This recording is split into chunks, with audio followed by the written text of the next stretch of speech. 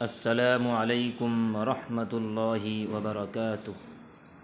آپ حضرات کی خدمت میں حضرت کی ایک چھوٹی سی کلپ لے کر حاضر ہوا ہوں۔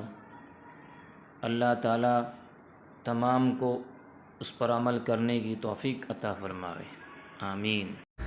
میرے والد صاحب رحمۃ اللہ علیہ کے پاس دہلی مرکز میں بنگلے والی مسجد میں بیٹھا ہوا تھا، تو میرے والد صاحب نے کہا کہ بیٹا، جو لوگ حج کرنے اور عمرہ کرنے جا رہے ہیں وہ اللہ کے مہمان ہیں۔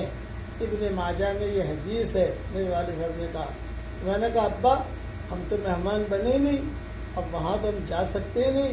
تو ابا نے کہا نہیں بیٹا، دل چھوٹا نہیں کرنے کا، ہم بنگلے والی مسجد میں بیٹھے ہیں، ہم بھی اللہ کے مہمان ہیں، مسجد میں بھی آپ رہو گے تو اللہ کے مہمان بن گئے۔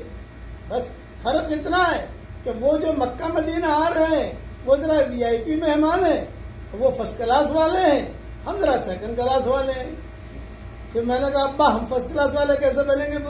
تو ابا نے کہا بیٹا فرسٹ کلاس اور سیکنڈ کلاس کا ٹینشن مت لے، اللہ کے یہاں تو اخلاص دیکھا جاتا ہے، اللہ کے یہاں اخلاص دیکھا جاتا ہے۔ یہ ان کا اسٹائل تھا کہنے کا، بیٹا اللہ کے یہاں تو اخلاص دیکھا جاتا ہے، اس لیے اللہ تعالیٰ کے مہمان بنیے لیکن اخلاص کے ساتھ۔ اللہ تعالیٰ ہم سب کو، پوری امت کو حج کرنے کی توفیق عطا فرمائے اور عمرہ کرنے کی توفیق عطا فرمائے اور سب کے لیے آسانیاں پیدا فرمائے، آمین۔ آپ ہماری چینل نورانی باتیں کو سبسکرائب ضرور کریں، لائک کریں، کامنٹ کریں۔